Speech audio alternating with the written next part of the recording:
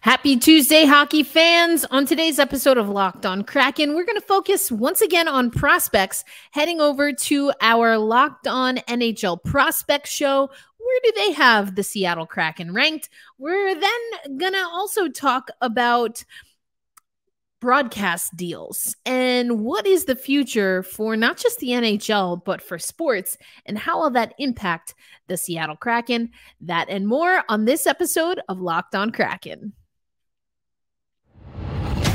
You are Locked on Kraken, your daily podcast on the Seattle Kraken, part of the Locked On Podcast Network, your team every day. We are the Seattle Kraken.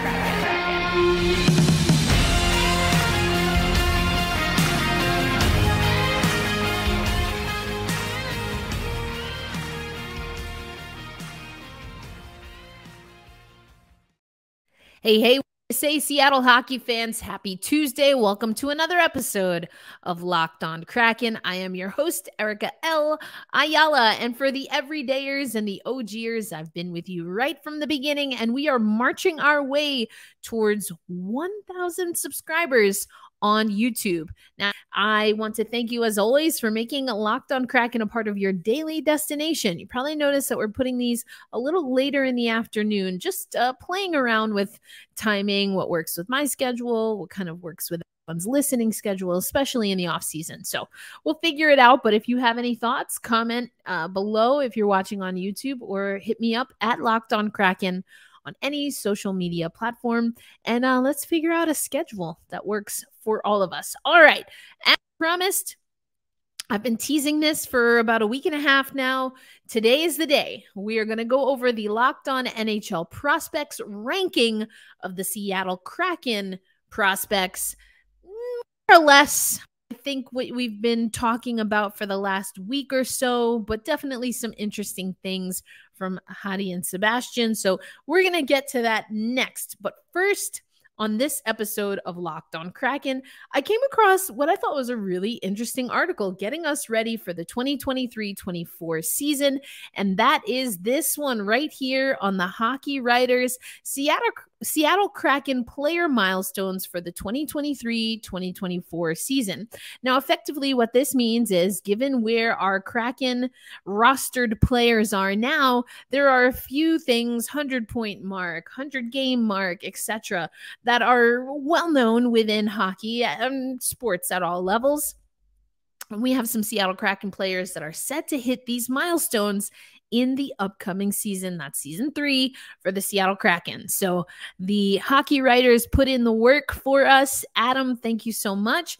And so Jordan Eberle will hit 1,000 games.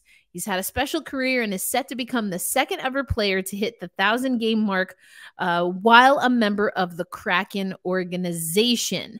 So I love this for Eberle. He's at 940 games right now, 60 off the milestone. So that's effectively, again, an NHL season. So I'm really excited. As you know, we talked about this last week. Who is the heartbeat? Who is the future captain? I'm still going with Eberle. We've had some interesting additions in the comments, some players that, not to say that I haven't thought about them, but were definitely categorized in a different way than I would have categorized them. But I think there's a cluster. There's kind of a core group of Kraken players, but you will always hear me say it here on Locked on Kraken. For me, things begin and end in a big way with Jordan Eberle. So what are some of the other milestones? Schwartzy to surpass 200 career goals. He's a 12-year veteran, I should say, of the NHL. I like this. Schwartz has continually delivered when his team needed him the most. I thought that was such a telling statement from Adam, because we've talked about this on Locked on Kraken. Jaden Schwartz, massive boon for the Seattle Kraken in ways that I don't always think blip up. Certainly not always. We don't always talk about it here on the Kraken, but when you hear guys talk about it, when you hear, what Dave Haxtell is saying about Jaden Schwartz, there is no denying that he is an integral part of the Seattle Kraken. So he's 17 goals away from hitting 200 in his NHL journey. Love that. We move on. 150 career wins. Now, this one, I would love to see the German gentleman reach this milestone. It's been a rocky road, so to speak. I don't know whose favorite ice cream flavor that is, but it has certainly been a rocky road for Philipp Grubauer and the Seattle Kraken overall with goaltending. We talked about Martin Jones, and again, waivers might be a thing for Martin Jones and Toronto, but we wish him well. But Philipp Grubauer hitting 150 wins. He's at 144 now. So hopefully we'll see that relatively quickly in the season. Vince Dunn becomes first defenseman with 100 points as a member of the Kraken. Look at this. He's sitting on 99. So again, just like Philipp Grubauer, even maybe quicker than Philipp Grubauer, this could be the first game of the season right here. And wouldn't you love it? Wouldn't you love it? Vince Dunn, again, glad we got the deal with Dunn done over this off season. And again, just love this article talking about things that are forthcoming for the Seattle Kraken. And I'm sure there'll be more things that we'll talk about. We're going to have some firsts, our first ever Winter Classic game. Not just that the Seattle Kraken are playing in, but that we are hosting. And you know what that means? I get to throw up this logo. We've seen the leaked logo. We've heard what Jeff Baker has thought about it. I've given you my thoughts on it. I meant the leaked Seattle Kraken kind of mock-up. That is the official NHL logo that I just showed on the screen for those watching on YouTube. For those not watching on YouTube, I'm pretty sure I've shared it on the Locked On Kraken social media. But, you know, we've got a nice rope, nautical style rope. So that ropey kind of brown color with Seattle centered at the bottom of what is a compass. The compass, it's kind of north-south pointer is red. We've got a puck gliding across the ice, which is the high mark for the T in Winter Classic, brought to you by Discover. Can't forget that. Overall, I like it. I like it. It's pretty clean. Anyway, so yeah, we've got some milestones coming up. I mean, that just makes it exciting. You know, we've talked about it before. So many guys on the Kraken team, whether they came through the expansion draft or they've come in free agency or even trades, they see Seattle as a destination from a hockey perspective, where they are going to be given every chance to show that they can be an elite level player for an NHL franchise.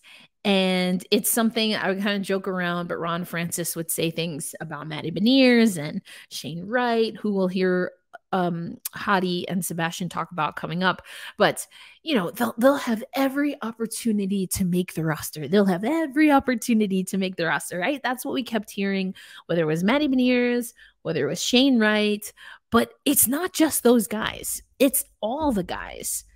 They have every opportunity, and it's the players that seize those opportunities that are able to make the most of them. And that's not to say, certainly not my guy, Ryan Donato, didn't seize those opportunities, but, you know, ultimately, sometimes it comes down to fit. And I do think that Ryan Donato seized every opportunity. I think Daniel Sprong, Morgan Geekie seized every opportunity to make the most of their time with Seattle and put them in position to get a contract elsewhere. And sometimes that's the name of the game. What can you do? Coming up on Locked On Kraken, as I mentioned, we're going to hear from Hadi and Sebastian, your hosts of Locked On NHL Prospects.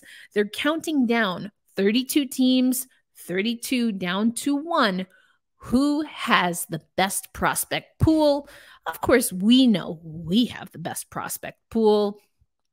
I mean, come on. Obviously, it's us. But I think they're speaking more to on-ice talent. We've certainly got a lot of personality, good, hardworking, blue-collar, you know, lunch pail type team. But I'm going to take you over to what Hadi and Sebastian had to say about the Seattle Kraken coming up next on this episode of Locked On Kraken. Today's Tuesday episode of Locked on Kraken brought to you by FanDuel, because football season is about to kick off and FanDuel is giving you the chance to win all season long. Because right now, when you bet on a Super Bowl winner, you will get bonus bets every time that team wins in the regular season. So if you want to put money down on the Seahawks to get to the Super Bowl every time they win in the regular season, you will pick up bonus bets for every single victory. These are bonus bets that you can use on spreads, player props, over-unders, and more. So we want you to head to fanduel.com/lockedon to start earning those bonus bets with America's #1 sportsbook. That's fanduel.com/lockedon. As always, I want to thank you for making Locked on Kraken a part of your daily routine. Erica L. Ayala here, your host of Locked on Kraken. I'm very excited for this season on so many levels, including that we are going to have what I believe needs to be the most competitive training camp in Seattle Kraken history. And that is going to come by way of some of the young guns, young whippersnappers trying to make a roster. In addition to, again, the Kyler Yamamotos of the world who are new to this team and will be given every opportunity possible to make the roster. And I plan to be there in Seattle for that. We're going to have to stay tuned for details there, but all the more reason why we want to skyrocket up to 1,000, get into monetization territory, and then we'll be able to do more dynamic things on Locked on Kraken. I hear you. You want more player interviews? We'll get that done. Let me know in the comments, though. What else do you want from us here at Locked on Kraken? But without further ado, let me take you over to Hadi and Sebastian as they give you the reason that they picked the Seattle Kraken 12th overall in prospect pool in leading up to the 2023-2024 season. All right, so moving on to our final team in this episode, in our final segment, it's going to be the Seattle Kraken. Now, moving on to the Kraken, I feel like they've had a decent run of picks in the last couple of years. What mainly separates them from Nashville, in my opinion, is my goodness, Shane Wright. I completely blanked on his name there. Shane Wright is pretty good player. Yeah, he barely missed the cutoff. He's played 8 games last year. 2 more and he would have been considered a graduate, but at his age, playing the way he does, with the maturity he does, having interviewed him personally, the way he carries himself and speaks about his teammates, about his organization, I feel like there were some concerns about maturity when he had that stare down with the Montreal with the Montreal table, but everything about Shane Wright screams mature when you actually talk to him and kind of break down his thought process and the way that he thinks about his future. You can tell that this is a very motivated, very driven player who was looking forward to being a Montreal Canadian and was just disappointed at that, and that's why that occurred. But outside of that, I mean, we've got a very smart, very capable, very mature player on the ice who's got some of the best playmaking in the game. He's got a terrific shot. Defensively, he's more than capable of holding his own. I mean, there's just so much to love with Shane Wright as a prospect that, for me, he outweighs the quality of Brad Lambert. He outweighs the potential of Yaroslav Askarov. For me, he's the kind of separating factor for them in this kind of conversation, and why they're the team at 12th overall for me. But outside of that, I know you love Jagger Firkus, so I'll let you take it away on him. Yeah. Jagger Firkus is one of the most electrifying players in the CHL. Yeah. He had a great D+1 season. The production was quite similar, but his role in the team in Moose Jaw was quite different, where in his draft season, he was really like part of like a two-head dragon offensively with Braden Yeager. As a D+1, Braden Yeager's offensive game didn't quite progress in the same way, and Firkus was by far and large the biggest offensive creator in Moose Jaw, and he thrived in that role. This is a player who had a top 3 shot and goal scoring threat in the entire 2022 class, probably a top 3 or top 5 handler in the class, and probably a top 5 smartest player in the class. He is really, really versatile offensively and extremely shifty. He's a good skater, and he's really started to layer in a bit more playmaking into his game. At the very least, he opens up his body for passes and passing threats, and then decides to shoot anyways. But he's using his passing as an actual goal scoring tool now, and vice versa. He's really progressed quite nicely, and in my mind was not a player who ever should have fallen past 20, let alone past the first round. And I think that Seattle did exceptionally well to pick him up at 35th overall, I believe. And he is a player that has significant top 6 upside. I think he could complement a guy like Shane Wright very, very nicely. Same thing with the Matty Beniers. And Seattle's going to be quite fortunate to have a player as skilled and versatile offensively as Firkus.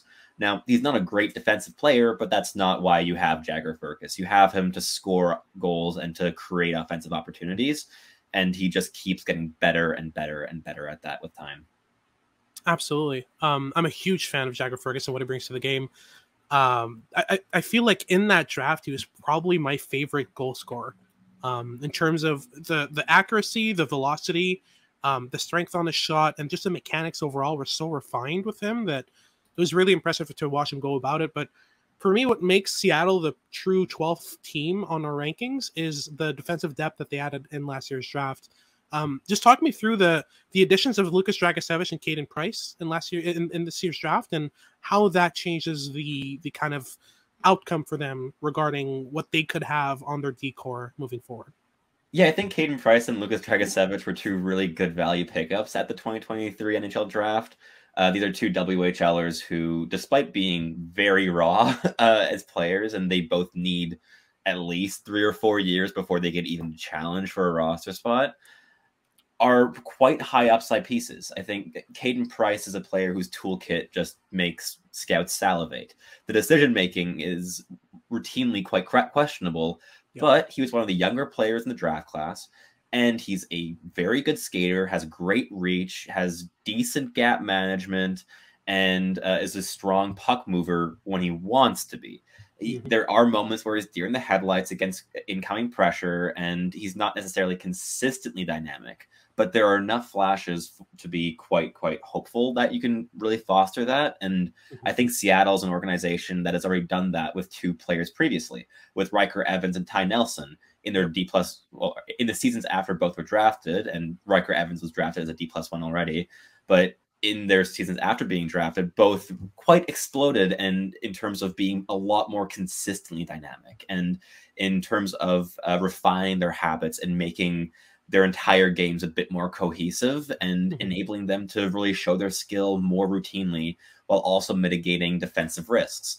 And I think if they can apply the same logic onto Price and Dragicevic, you might get 2 very interesting players out of this. Dragicevic is a very good puck mover, a really strong offensive distributor with flashes of exceptional playmaking, but he was the worst defensive transition defender in the entire draft class by a fair margin in 2020. And actually the worst I've ever scouted personally. I would not disagree. Like, there are a lot of issues in his game that will need fine-tuning, and I still think that they have an option of developing him as a winger if they want to do that, but they'd have to start on that pretty quick. But I think both those players were really good value pickups, and neither are guaranteed NHLer, but both have top 4 upside if they can surmount some of the hurdles they have in front of them. But I think if you have those 2 along with Riker Evans and Ty Nelson, you have 4 really intriguing defensive prospects. Absolutely. For me, that's the separating factor. But on top of that, quick word on Edward Shala and that pickup in the first round. For me, I feel like there's a bit of an overcorrection with Shala. I understand that defensively pretty much gives nothing, and it's pretty rough to watch him in his own zone at times. But he was placed in a scenario in the Czech Pro League where he was kind of shoehorned into that role because of his size and the way that he plays, where he was kind of shoved into a defensive role on a very conservative, very old school team in terms of the tactics that they employ and the way they want their wingers playing. It's just not Edward Shala's game. And I feel like now that he's going to Barrie in the OHL, we're going to see a very different Edward Shala, an Edward Shala who's just freed up to play his offensive game the way he can, because I'm having a hard time naming you a better off-puck mover and shooter than Edward Shala in terms of how quickly he gets open and how quickly he gets a shot off, outside of maybe the top 5 in this draft. For me, he's got that ability as a top 5 ability in the draft. Just the way he opens his hips and releases on reception is very, very interesting. And for me, that could be developed into a cornerstone skill of his kind of profile and toolkit. Then you build around that. If you're able to make him a better skater, if you're able to make him a bit better physically, so he can push off of defenders and get a stick ready even better in the offensive zone. If you're able to make him work the boards and the half walls even better, make him a power play threat as well, from mid-range, from the hash marks, fantastic. I feel like there's a clear pathway to a top 6 for Shala if he's developed the right way. But like I said, you're never going to get a defensive stalwart out of Shala. That's just not his game. If you're able to get that out of him, it's a freaking miracle. But outside of that, I mean, you also add Carson Rakoff to that, who is, for me, one of the most inconsistent players in this last draft, but also one of the most skillful at his best. On his day, the shooting, the goal scoring abilities out of this world, the stick handling's out of this world. Not the best skater, but he can move really well with the puck and wriggle his way out of trouble really well. But for me, it was the passiveness and the lack of consistency in this game that really pushed him back. I don't feel like I ever saw the same Carson Rakoff in any 2 given games that I've scouted of him. And I've watched a lot of Kitchener, so that was one guy who I was trying to look forward to seeing more and more of and didn't really pan out the way I think it was. But then you look at the influx of talent that they're getting in Coachella Valley, a team that's already stacked and already made a deep playoff run in the Calder Cup. Guys like, you've got a guy like Tucker Robertson, who just finished his OHL career, who's really good. They've added a bunch of different pieces, like Riker Evans is going to be a returnee, Logan Morrison, a couple of guys who are really going to be kind of showing off what they can do, Jacques Melançon as well. But one name we haven't mentioned that I still found fairly interesting enough to mention would be Zeb Forsfjell. For me, that was one guy who probably should have gone a bit higher than he went. But you've watched a bit more of him than I have, so take it away. Yeah, Forsfjell's really skilled. He's quite fun when he has some room to get going, and some runway. He can really pick up some nice speed. He has to work on his acceleration, but all that is going to come with added lower body strength. He can be held a bit to the perimeter, but when he's given a lane to the inside, he usually takes it. And he's a solid handler, decent playmaker. And he complemented the top 6 in Sweden's U18 team pretty well. So he plays well with other skilled players, and I thought he was a really nice depth pickup. But a player that I'd mention ahead of him would be Oscar Fisker-Molgaard. I forgot about him. I know. I was perfectly honest. I was like, you mentioned a Swede, and I was like, well, the Dane is right there. Oscar Fisker-Molgaard is a really fun player, one of our favorites, which is why I'm teasing Hattie about it. And this is a guy who, if we're making player comps like we did with Matt Wood and Tyler Toffoli, Arturi Lehkonen is a pretty, like, as someone who's watched a ton of Arturi Lehkonen play and a lot of Oscar Fisker-Molgaard, they have a lot of similarities. Similar. Yeah. Both players play with a ton of intensity, are good handlers, decent playmakers, bring the puck to the inside, very refined pro habits, and are defined by their defensive games. Yep. Oscar Fisker-Molgaard was an elite middle 6 SHL player last season as a draft eligible, and he fell way further in the draft than he should have. This is a guy who projects as a middle 6 Swiss Army knife type of piece who does have the upside to be that Arturi Lehkonen complement to a guy to an elite pairing. So if you have, like, I don't know, Shane Wright and Jagger Firkus, if you throw Oscar Fisker-Molgaard into there, you might get a combination of a line that makes a lot of sense, whether it's a first or a second line. Yeah. And there are a couple other names I'll throw out there, and Hattie, if you want to add anything in on them. Oh, I'm good. David Goyette and Yanni Newman are pretty solid pieces. Yeah. No, absolutely. Goyette's a really strong playmaker, and I thought that he progressed quite nicely as a D+1, and Yanni Newman, I thought got picked a little bit higher than I would have gone for him in 2022, but he progressed quite nicely as a D+1, and he adds a lot of skill to the mix in quite a nice frame too. So Seattle has a combination of a lot of depth, maybe not quite as much as Nashville, but it's quite close. But they have that high-end talent that blows the last 2 teams we looked at today out of the water a little bit. I want to thank you, as always, for making Locked on Kraken a part of your daily routine. And hopefully you heard a little bit of why you should continue listening to the other shows that we have on the Locked On Podcast Network. Now, Sebastian and Hadi had us at 12 overall. Shane Wright had a lot to do with that. Edward Shala had a lot to do with it. Maybe a little bit of a discrepancy between the two on some of our players, including the Furcus Circus, but Team Sebastian all the way for the Furcus Circus. So all the more reason why we're just going to have to see how everything plays out in training camp during the preseason. And again, Locked on Kraken wants to be there. So we got to march towards monetization. And also, if you're listening, share, like, subscribe, all of the things. Leave us a review. Leave us a 5-star review. Leave a pleasant comment. And let me know what you like about the show. And those are ways, that we can continue to pump more investment into this show. And once that happens, I will just hit the road more often to support coverage of your favorite Seattle hockey team. All right. So we've talked about the milestones coming up. I loved that article. We talked about the prospects thanks to Locked On NHL Prospects. So after you listen to us, go head over there and listen to Hadi and Sebastian break down their list, counting down to who has the #1 prospect pool, according to Locked On NHL Prospects. But coming up now on the show, I want to talk about something that now came from the Hockey News. And first of all, if you're not familiar, the Hockey News has switched their kind of formatting a little bit, and they have a dedicated writer and slash podcaster, video podcaster for every NHL team. And so Glenn Dreyfuss is our guy. And I think Glenn has been doing an amazing job. Everything from, I've read stories about concussions and enforcers. Yes, about book talk, but the latest. And I want to send you now over to the Hockey News. But this is the article headline: Kraken must stay nimble in changing TV landscape. Subtitle: Formerly lucrative regional sports network model is showing fissures. First of all, I don't very often see the term and the word fissures used, so I appreciated that.